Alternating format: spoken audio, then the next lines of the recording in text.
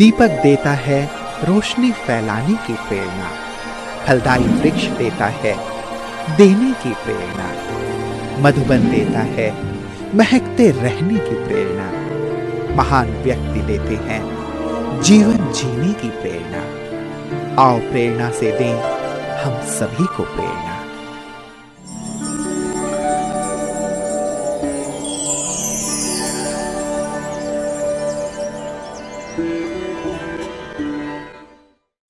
राधनपुर गुजरात राज्य के पाटन जिले में स्थित एक मुख्य ऐतिहासिक एवं औद्योगिक नगरी है।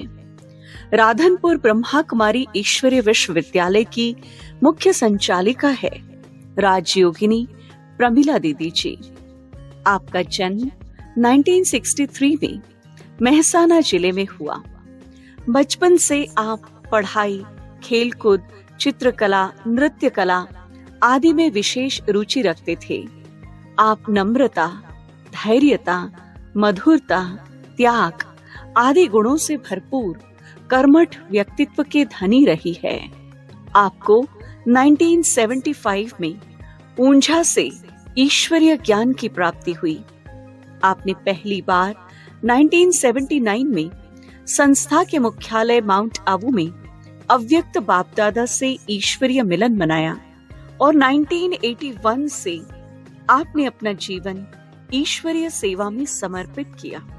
तब से ऊंझा, मेहसाणा आदि अनेक स्थानों पर सेवाएं प्रदान कर 1988 से राधनपुर में स्थायी रूप से आप अपनी सेवाएं प्रदान कर रही हैं।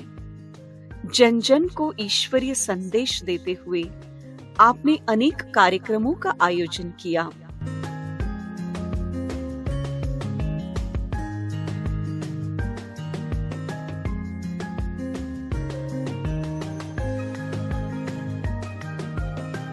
दीदी जी के नेतृत्व में 500 से अधिक विद्यार्थी ईश्वरीय पालना का आनंद ले रहे हैं।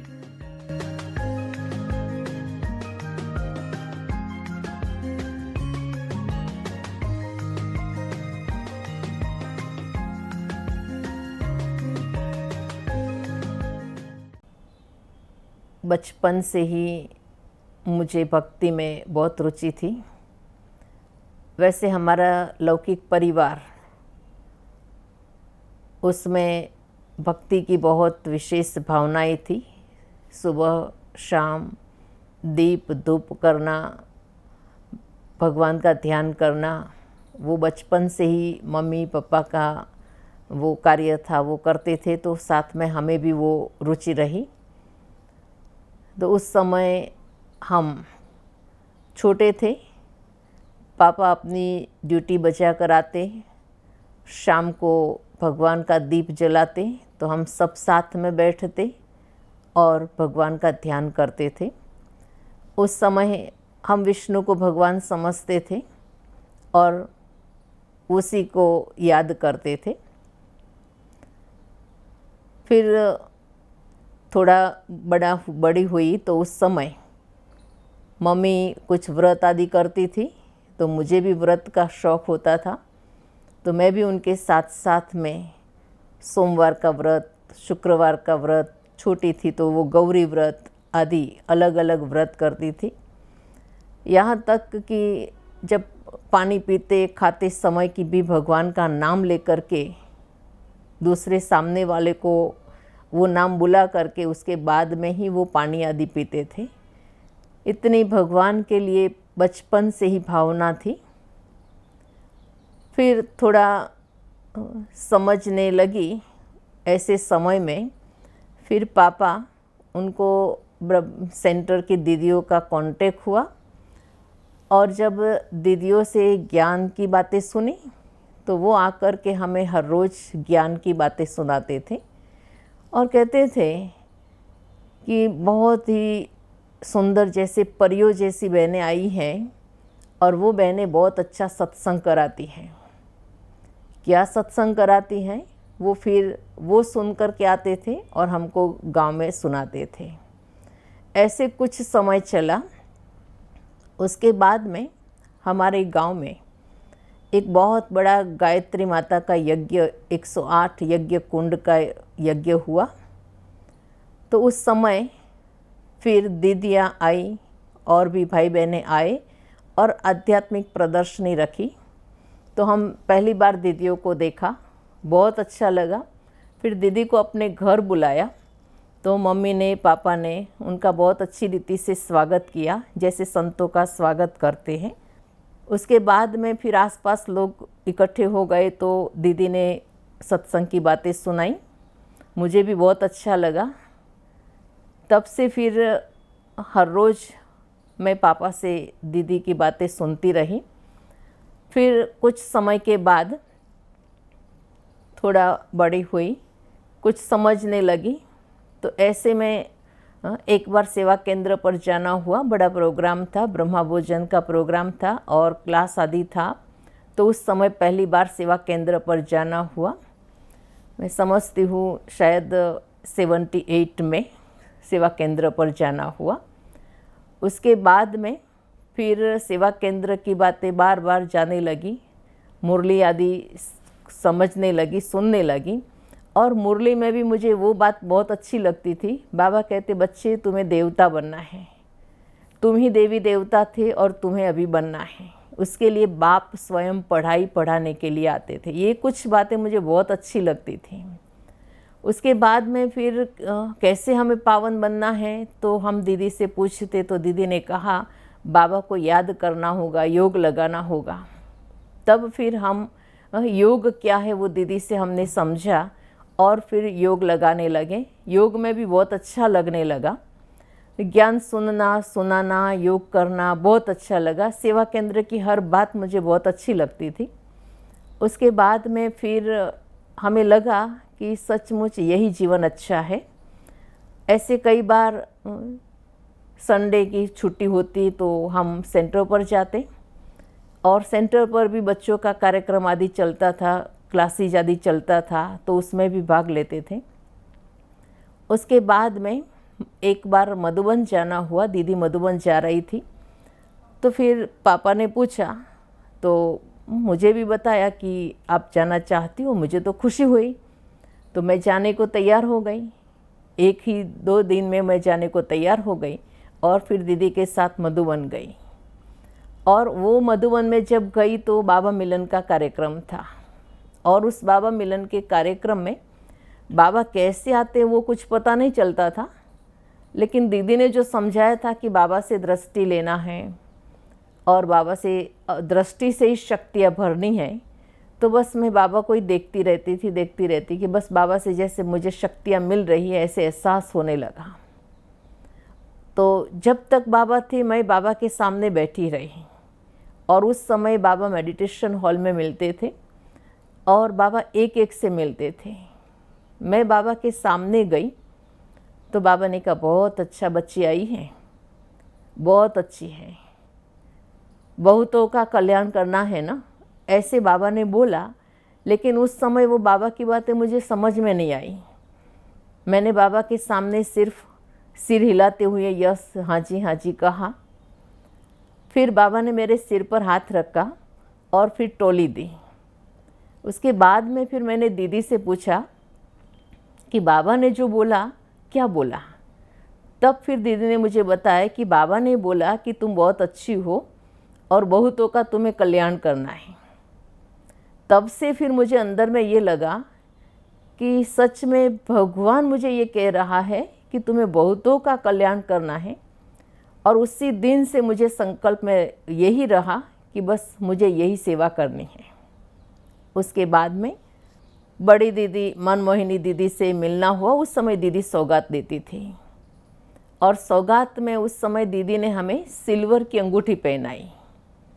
पहली बार मधुबन गई और दीदी ने सिल्वर की अंगूठी पहनाई और फिर दीदी ने क्या बोला, दीदी ने कहा अभी तो तुम्हारी सगाई हो गई।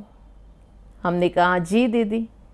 उसके बाद में फिर अंदर ही अंदर में बहुत खुशी होने लगी कि सचमुच भगवान से हमारी सगाई हो गई। और इतनी बड़ी महान हस्तियाँ जो दीदी वो हमें अंगूठी पहना रही हैं, तो बहुत खुशी हुई। तब से लेकर मुझे अंदर में ये था। फिर धीरे धीरे मेरा पढ़ाई की तरफ रस कम हो गया, पढ़ाई की रुचि धीरे धीरे कम होती गई, क्योंकि वैसे मैं पढ़ाई में बहुत अच्छा होशियार थी, हमेशा मेरा अव्वल नंबर आता था। और फिर धीरे धीरे सेंटर की तरफ मेरा अटेंशन ज़्यादा रहा। कोई भी सेवा हो, कुछ भी हो, एक दिन की छुट्टी मिले तो भी मैं सेंटर पर ही चली जाती थी। ऐसे करते सेंटर पर रहने को हुआ। धीरे धीरे एक बार, अभी तो मैं छोटी थी, शायद 8वीं-9वीं कक्षा में थी, और उसी समय अहमदाबाद में कुमारियों की भट्टी हुई। और उस कुमारियों की भट्टी में सभी बड़ी कुमारियाँ थी, मैं ही एक थी सबसे छोटी थी। 1 सप्ताह की भट्टी थी, और उस समय मैं वहाँ गई तो मुझे लगा कि ये तो सब मेरे से बड़ी बड़ी बहनें हैं। लेकिन फिर भी मुझे वहाँ एंट्री मिली, वहाँ रखा और भट्टी शुरू की। भट्टी के 1 दिन बाद में मैं गई थी। फिर भट्टी में जो जो क्लासेस चला, योग आदि चला, और क्लासेस में जो जो दीदियों ने उस समय बातें बताई, तो उसकी मेरे पर अमिट छाप लग गई। वैसे भी मधुबन से होकर आई थी। मधुबन बेहद बाबा का घर स्वर्ग से बहुत अच्छा सुंदर था, और ऐसे स्वर्ग में रहना तो किसको न अच्छा लगे, सभी को अच्छा लगे ना। तो ऐसे मधुबन का वो वातावरण का प्रभाव था। कुछ ही समय हुआ था, शायद 2-3 मास ही हुआ होगा, और फिर ये भट्टी का कार्यक्रम हुआ और वहाँ जाना हुआ। तो ये भट्टी के क्लासेस आदि सब बहुत अच्छे लगे, और तब से मैंने अंदर ही अंदर ये पक्का कर लिया कि मुझे ऐसी ही सेवा करनी है, दीदी जैसा बनना है और दीदी जैसी सेवा करनी है। आता मुझे कुछ नहीं है, लेकिन ऐसी सेवा करनी है, ऐसे संकल्प कर दिया। उसके बाद में फिर मैं आई, पढ़ाई चालू थी। उसके बाद में फिर कहाँ कहाँ प्रदर्शनी आदि होती थी, तो पापा प्रदर्शनी समझाने जाते थे, हम साथ में रह कर के सब सुनते थे। फिर मैंने कहा कि हमें भी तो ऐसा सीखना है, तो हम नहीं समझा सकते हैं। तो फिर पापा ने हमें थोड़ा सा चित्र समझाया, और जब चित्र समझाया फिर दीदी ने भी बताया, तो एक दो ऐसे ऐसे करके हम समझाने लगे। बहुत अच्छा लगा। उस समय ऊंचा में मेला लगा, आध्यात्मिक बड़ा मेला लगा। उस मेले में एक एक चित्र पर, हम छोटे थे, दिखाई नहीं देते थे, तो वो टेबल रख करके उसके ऊपर चढ़ करके हम सभी जो लोग आते थे तो उनको समझाते थे, और खुशी होती थी। फिर चित्र समझाना बहुत अच्छा लगा। उसके बाद में फिर हमारा ये सेवा का कार्य अच्छा चलने लगा। फिर कभी कभी सेंटर पर दीदी कहीं बाहर जाती थी तो मुझे बोले कि तुम मुरली पढ़ सकती हो। एक बार मुझे मुरली पढ़ना बोला कि तुम पढ़ो, मैं सुनूं कैसे पढ़ती हो। तो फिर मैंने पढ़ करके सुनाया। तो बोला ठीक है, कल मैं बाहर जा रही हूँ तो कल तुम मुरली सुनाना। तो फिर ऐसे मुरली सुनाने लगे, तो मुझे और खुशी होने लगी। चलो बहुत अच्छा है, बाबा हमें सेवा का अच्छा चांस दे रहे हैं। ऐसे करते सेवा में हमारी रुचि बढ़ती गई, बाबा के प्रति भी प्यार बढ़ता गया, और बाबा की भी मदद का हमें एहसास होने लगा। फिर ऐसे सेवाएं देखते रहे, और दूसरी तरफ उस समय हमारी पढ़ाई 10th हमारा पूरा हुआ। फिर लौकिक संबंधी आदि सब आगे पढ़ने के लिए हमें बहुत आग्रह करने लगे। और लौकिक में विशेष हमारे मामा वो विशेष कहते थे, अभी तो तुम छोटी हो, तुमको पता नहीं चलता, अभी तुमको ये पढ़ाई करनी है। तो फिर मैंने उन्हों को जवाब दिया, कहा कि अभी मुझे स्वयं भगवान पढ़ाते हैं, वो पढ़ाई मैं पढ़ती हूँ, इसीलिए मुझे ये पढ़ाई पढ़नी है और मुझे ये पढ़ाई के लिए तैयार होना है। मुझे औरों को भी ये बाबा की मुरली सुनानी है, इसीलिए मुझे यही पढ़ना है। ऐसे करते हुए 12th मैंने पूरा किया।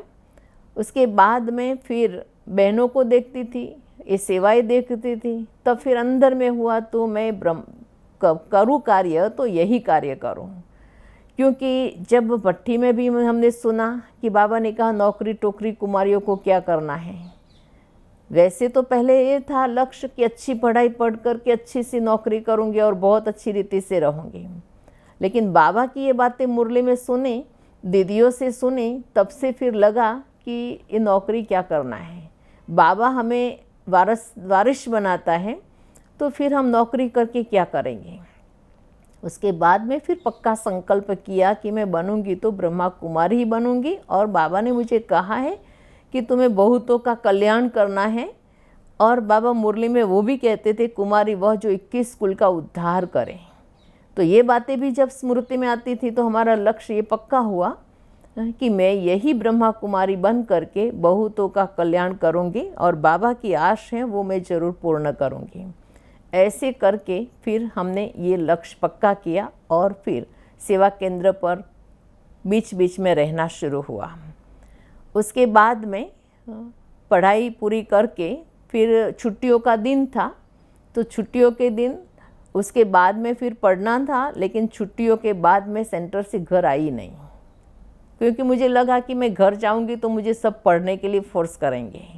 इसीलिए मैं सेंटर पर ही सेवा करने लगी। और फिर मैंने बोल दिया कि अभी मेरी ये पढ़ाई चल रही है। ऐसे करके फिर सेंटर पर रहना शुरू हुआ 81 से। और फिर सेंटर पर रहने में भी मुझे सब स्थूल सेवाएं भी अच्छी लगती थी। और जो भी सेवा मुरली चलाना, क्लास कराना, ये सब अच्छा लगता था। किसी को कोर्स कराना, शिविर कराना, वो मैं उस समय थोड़ा थोड़ा सीखने लगी। वो भी मुझे थोड़ा आने लगा तो खुशी हुई कि चलो बाबा मुझसे सेवा कराता है।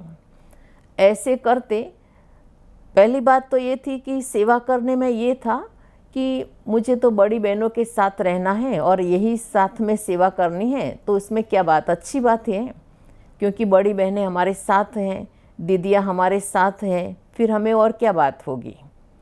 ऐसे करके हम सेवा के लिए तैयार हुए और सेवा करने लगे। उसके बाद में फिर कुछ समय के बाद सरला दीदी ने मुझे जिस सेवा केंद्र पर रखा था, तो उस सेवा केंद्र पर एक दीदी और उनके साथ मैं थी। और उस समय में एक छोटा सा कार्यक्रम बनाया था, व्यसन मुक्ति की यात्रा, 2-3 दिन का कार्यक्रम रखा था। और उस समय दीदी भी आई थी, उसका क्लोजिंग था, तो उसके में दीदी आई।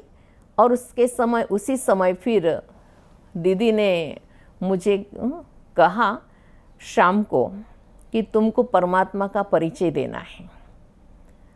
सेवा में जो बाबा की मुझे मदद मिली वो मैं बताना चाहती हूँ। क्योंकि उस समय मुझे कोई भाषण करना, प्रवचन आदि करना कुछ नहीं आता था। पूरा शिविर कोर्स भी मैं नहीं करा पाती थी। सिर्फ चित्र आदि प्रदर्शनी समझा लेती थी और मुरली चलाती थी। फिर दीदी ने कहा तो मुझे लगा कि इतने सब बैठे और दीदी साथ में हो, मैं कैसे प्रवचन करूँगी, क्या बोलूँगी। फिर मैं जिस दीदी के साथ में रहती थी, मैंने उनको जाकर के बोला कि दीदी परमात्मा का परिचय इसमें क्या बताना है। तो दीदी ने कुछ बातें बताई, नाम रूप क्या है ये सब बताना। उसके बाद में दीदी ने मुझे बोला कि आप है ना ऐसे करो, बाबा के कमरे में जाओ और बाबा को बोलो कि ऐसे ऐसे बाबा आपका संदेश देना है, आपका परिचय सबको देना है, तो आप बताना मैं क्या बोलूँ। ऐसे करके मैं 5-7 मिनट बाबा की याद में बाबा के सामने बैठी और दिल से बाबा को ये बात बताई। उसके बाद में फिर खाना पीना आदि पूरा करके फिर जब कार्यक्रम के स्थान पर गए, स्टेज पर बैठे, तो स्टेज पर सरला दीदी के पास ही मुझे बैठने का हुआ। लेकिन मैंने ये नहीं देखा, बस बाबा की याद में बैठी और मैंने बाबा को ये कहा, बाबा ये शरीर है, माइक है, मैं आपको दे रही हूँ, आप जो बुलाना हो बुलवा दीजिए। उसके बाद में फिर जब मेरा नंबर आया बोलने का, मेरा नाम अनाउंस हुआ, मैं खड़ी हुई। खड़ी होते भी मुझे अंदर में ये था कि बाबा है, बाबा बुलाएगा। और फिर जब 7-8 मिनट बोल करके मैं बैठी, तो पास में सरला दीदी बैठी थी, उन्होंने तुरंत ही मुझे बोला, बहुत अच्छा बोला। तब फिर मुझे अंदर से हुआ कि ज़रूर ये बाबा ने मदद की। क्या बोला मुझे पता नहीं है, लेकिन उन्होंने बोला कि बहुत अच्छा बोला। तब मुझे लगा कि बाबा ही करण करावनहार है जो मुझे द्वारा कराते हैं। ऐसे करते फिर दूसरे दिन शिविर का था, और शिविर के लिए फिर दीदी ने बोला कि तुमको शिविर कराना है। अब वो भी मेरे लिए समस्या हो गई, क्योंकि शिविर तो इतना मुझे आता नहीं था, और दीदी ने बोला तुमको कराना है। लेकिन एक बात थी कि दीदी जो कहती मुझे करना है, बस यस हाँ जी करके करना है, तो मैंने हाँ जी कर दिया। अब क्या करना है, शिविर में क्या बोलना है। फिर मैं अपने वो दीदी के साथ रहती थी, उनके पास गई। फिर मैंने उन्हों को बोला कि दीदी शिविर में क्या बोलना है। फिर उन्होंने थोड़ी कुछ बातें बताई, या ये आत्मा का लेसन पहला दिन है, ऐसे ऐसे बताना।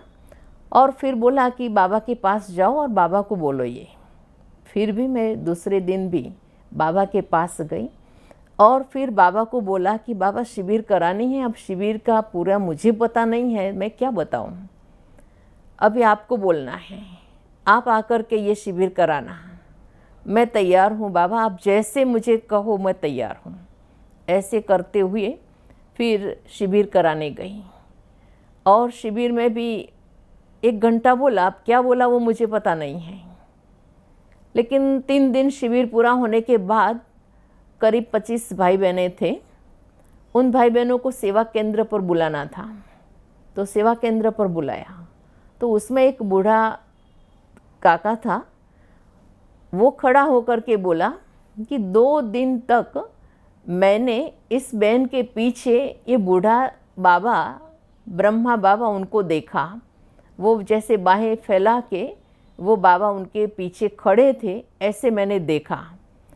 जब सेवा केंद्र पर आए तो सेवा केंद्र पर जब बाबा का फ़ोटो देखा, तब फिर उन्होंने बोला कि 2 दिन मैंने इन्हों को देखा, और वो ही बहन के पीछे खड़े होकर के ये पूरा समय उनके साथ में ही था। तब फिर मुझे अंतर से वो फील हुआ कि सचमुच करण करावनहार बाबा है, और बाबा ही मुझ द्वारा बहुत सेवा कराना चाहता है। ये मुझे अनुभव हुआ, और उसी अनुभव के साथ फिर ऐसी कोई भी सेवा होती तो मैं जाकर के सीधा बाबा को बोलती, और उसमें बाबा की मदद मुझे अवश्य मिल जाती। ऐसे करके फिर वैसे मुझे बड़ों के सामने में नहीं बोल पाते थे, संकोच होता था कि बड़े बैठे मैं कैसे बोलूं। लेकिन ये भी बाबा ने डर कम कर दिया, ख़त्म कर दिया, और बाबा करण करावनहार है वो हमें अनुभूति कराई। उसके बाद में फिर जब सेवा केंद्र पर सेवाएं शुरू हुई, और राधनपुर में आना हुआ 88 में, उस समय पहली बार मैं समझती हूँ शायद राधनपुर में 1 आध साल हुआ था। नया नया सेंटर था, किराए पर सेंटर था, और उस सेंटर पर हम 2 बहनें रहती थी। तो उस समय प्रकाश मणि दादी जी का कार्यक्रम कच्छ में बना हुआ था, वो वहाँ जा रही थी। तो वहाँ से फिर रिटर्न होने के समय सरला दीदी ने बोला कि दादी यहाँ रुकेगी। तो 1 दिन में हमने वहाँ रुकने की दादी की पूरी व्यवस्था की, तैयारी की। उस समय राधनपुर में एक नया गेस्ट हाउस बना था, और नर्मदा कैनाल का एक गेस्ट हाउस बना था, और उस नए गेस्ट हाउस में दादी जी को हमने रोकने की व्यवस्था की। दादी जी के साथ और भी कई भाई बहनें, शायद 15 से ज़्यादा भाई बहनें थे, सबको रुकने की व्यवस्था की। सब वहाँ ही रहे, और सबको यही लगा कि जैसे सेंटर है, क्योंकि नया था तो सेंटर का ही सबको फीलिंग आई। और हम वहाँ 2 दिन से रह रहे थे, दादी की व्यवस्था करने के लिए अगले दिन से चले गए थे। तो फिर वहाँ दादी आई, और पूरी व्यवस्था करके दादी का कार्यक्रम हुआ, और भी प्रतिष्ठित व्यक्तियों से मिलाया, क्लास हुआ। उसके बाद में सुबह में दादी को निकलने का था। तो दादी ने हमको तो था कि दादी सेवा केंद्र पर जरूर आएगी। छोटा सा था सेवा केंद्र, और अंदर में था। तो फिर वैसे कई चाहते थे बड़े कि दादी वहाँ न जाए तो अच्छा है, लेकिन हमारे अंदर में संकल्प था कि दादी यहाँ जरूर आएगी। तो निकलते पहले दादी ने कहा, सरला सेवा केंद्र कहाँ है, मुझे सेवा केंद्र पर ले चलो। फिर दादी हमें सेवा केंद्र पर आने के लिए बोला तो दादी आ गई। फिर दादी का हमने स्वागत किया। छोटा सा 2 कमरा था, छोटा सा एक किचन था। फिर दादी आई और दादी ने बोला, बहुत प्यार से, इतने प्यार से बोला, मेरा हाथ पकड़ करके दादी ने कहा, अरे तुम तो कितनी भाग्यशाली हो, तुमको तो कितना अच्छा सेंटर मिला। हम लोग तो जब सेवा में गए तो एक ही कमरा था, एक ही कमरे में रहते थे, खाना पीना रहना सोना एक ही कमरे में होता था, और तुम्हारा तो क्लास भी अलग है, कितना अच्छा है बाबा का एक सेंटर। ऐसे करके इतना प्यार से दादी ने बाकी पहना और बहुत प्यार से जैसे शक्तियाँ भर दी। एकदम हमारे में वो एनर्जी आ गई और फिर लगा कि नहीं बाबा हमसे बहुत अच्छी सेवा कराएगा। ऐसे करके हम 2 बहनें रहती थी, तो दोनों बहनों को इतना प्यार से अपने हाथों से टोली खिलाई और इतना प्यार करके फिर दादी यहाँ से गई। तो जैसे लगा कि हमारी माँ जैसे हमारे से और आगे जा रही हैं, हमें छोड़ करके जा रही हैं, लेकिन फिर भी इतना प्यार देते हुए सिर पर हाथ फेर करके और फिर दादी यहाँ से विदाई हुई। तो ऐसे दादी का एक कार्यक्रम उस समय बना।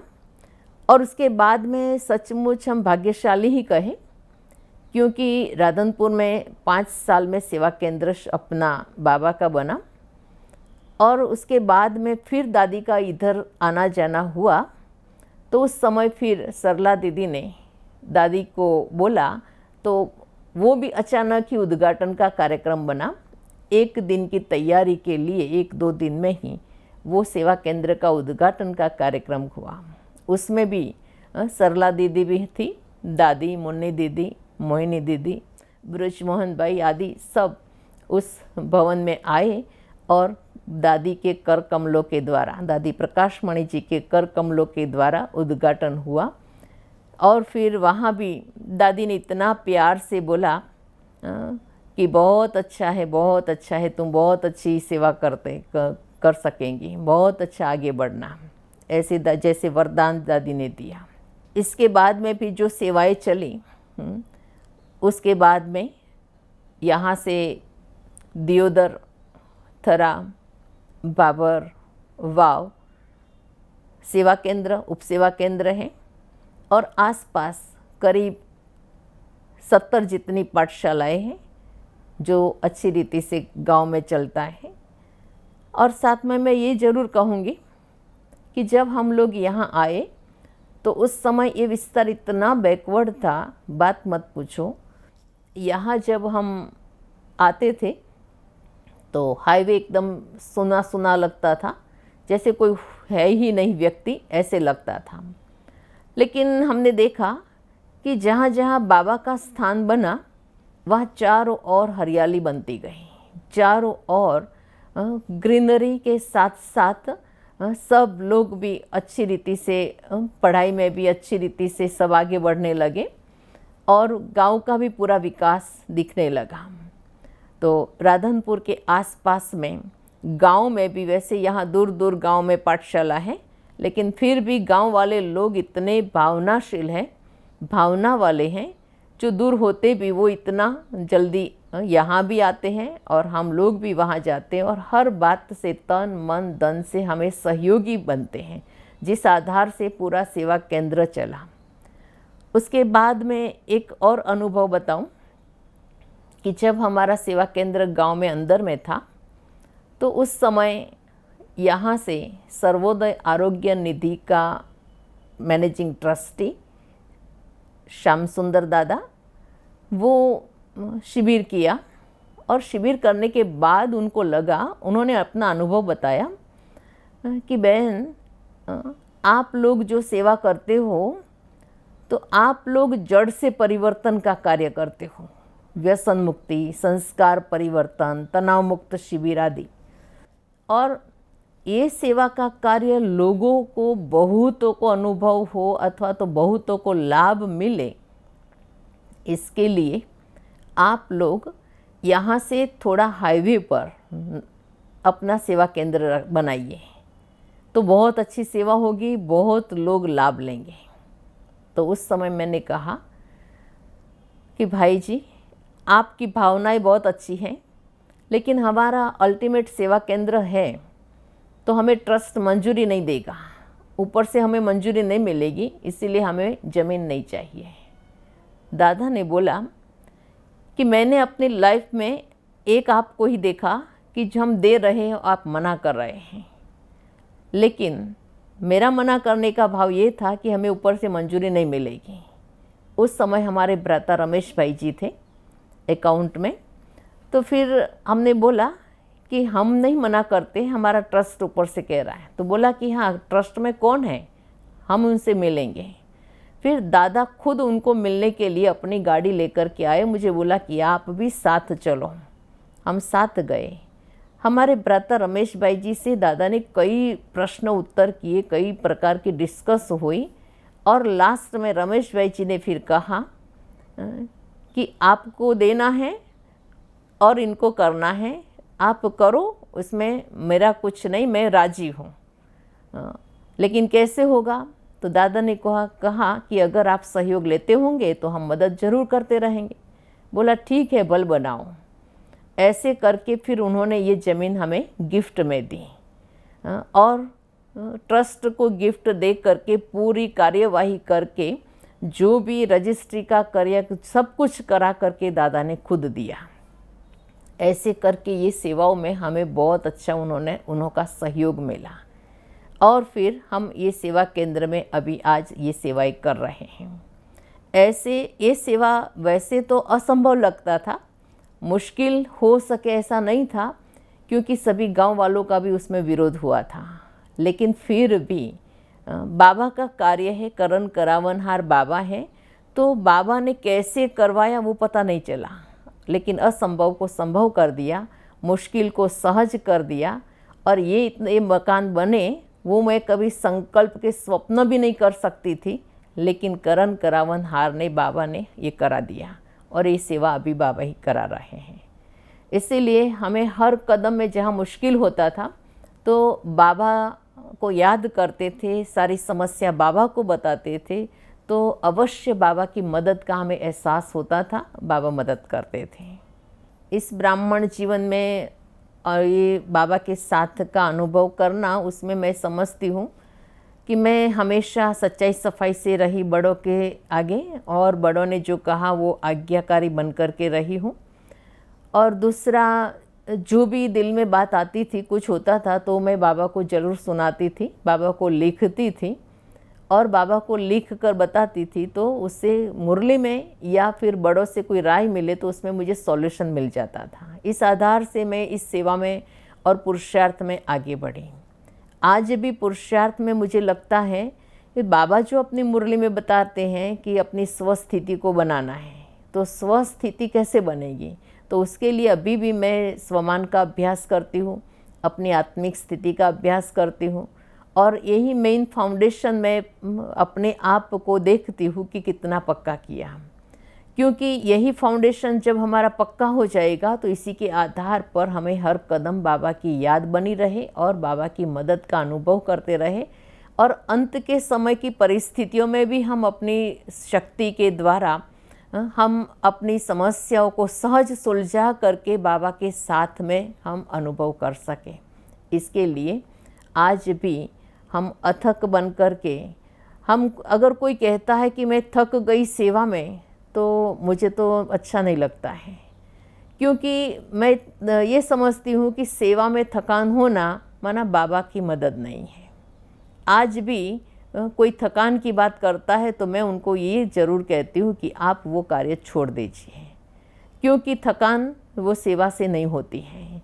अगर काम समझते हैं तो ज़रूर थकान लगती है। इसीलिए बाबा के घर का कोई भी स्थूल कार्य हो या सूक्ष्म कार्य हो, लेकिन जितना रुचि से, प्यार से और अपनी आत्मिक स्थिति से बाबा को साथ लेकर के हम करते हैं, तो मैं समझती हूँ उसमें थकान नहीं होती है और सहज कार्य हो जाता है, तो उसमें और खुशी मिलती है और वो खुशी से फिर और कार्य करने की प्रेरणा भी मिलती रहती है। इसीलिए हमें अथक हो कर के, और बाबा करण करावनहार है, एक निमित्त में हूँ, बस करण करावनहार बाबा मुझ द्वारा करा रहे हैं, इसी भाव से मैं हर कदम आगे चल रही हूँ।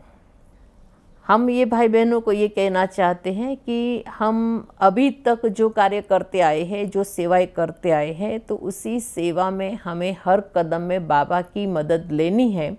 तो हमें अपनी आत्मिक स्थिति का अभ्यास करना है और दूसरा हमें अपने आप में आपस में अटेंशन देना है।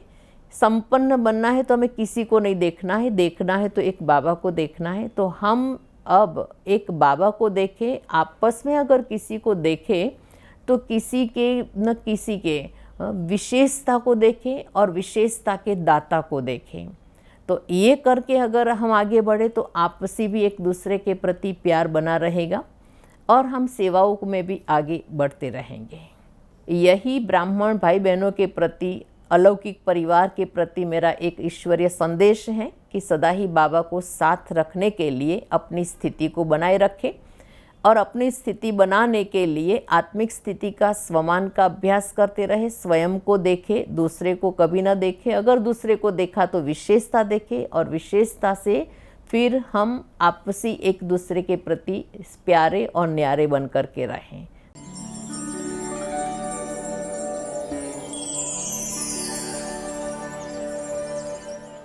दीदी त्याग और तपस्या की मूर्त हैं, अथक सेवाधारी हैं।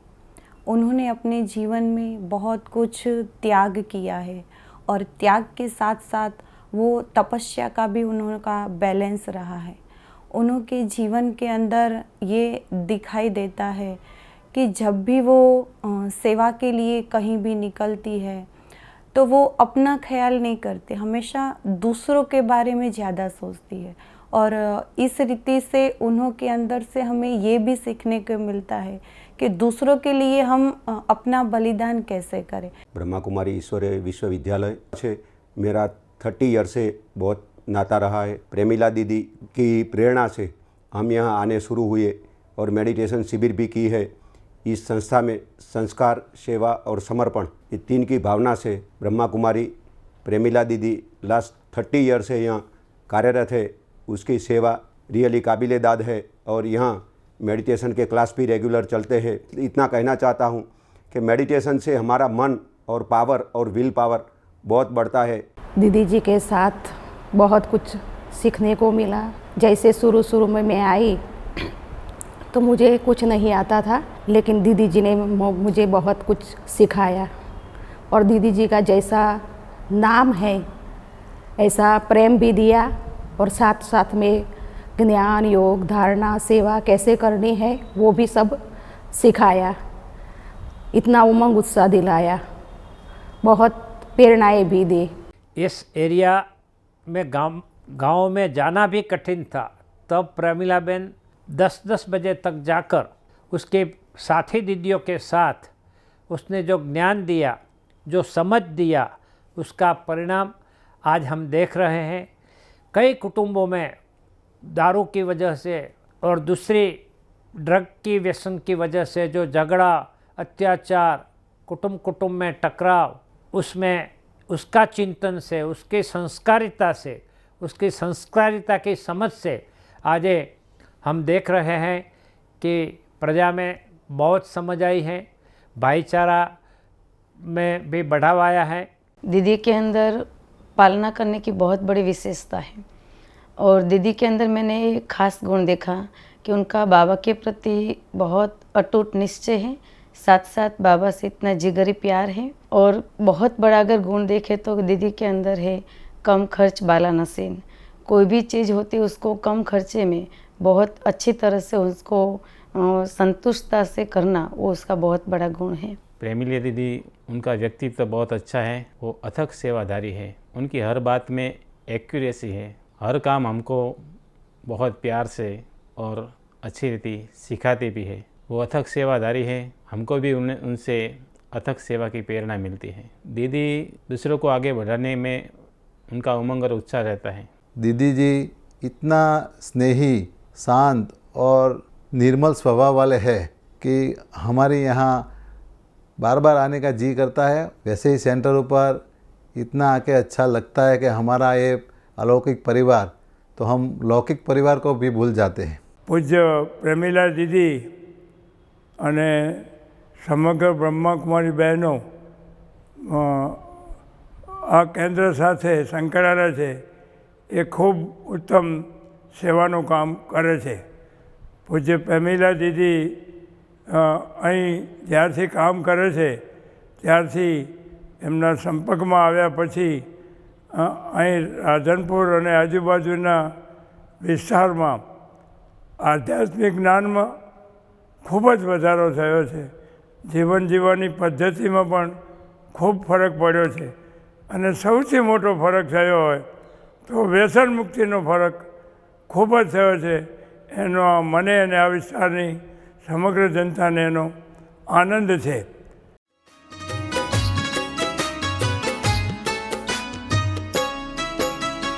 बाबा की एक नजर ने मुझे कर दिया निहार, बाबा की एक नजर ने मुझे कर दिया निहार. खुशियाँ मिली सौगात में, खुशियाँ मिली सौगात में और फरिश्तों की चार. बाबा की एक नजर ने मुझे कर दिया निहार, बाबा की एक नजर ने मुझे कर दिया निहाल.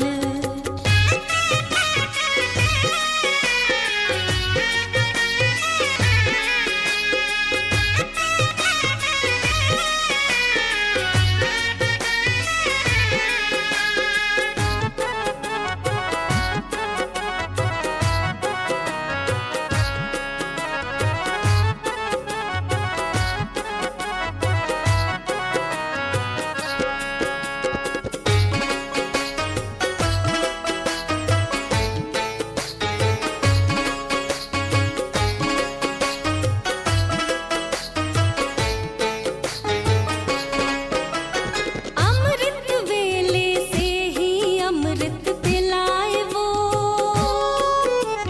नए नए अंदाज में मुरली सुनाए वो.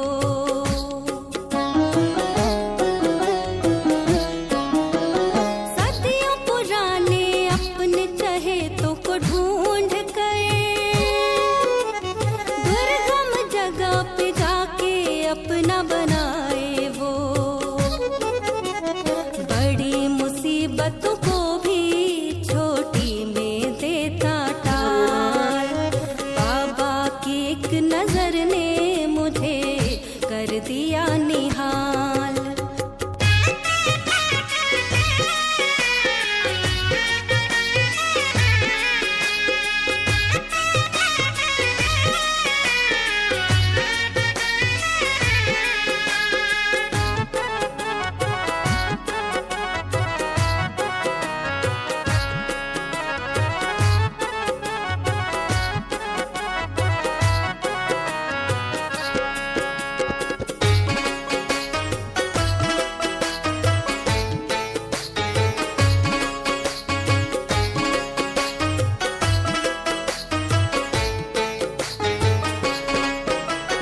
जिसके इशारों पे चल रहा है ये जहां,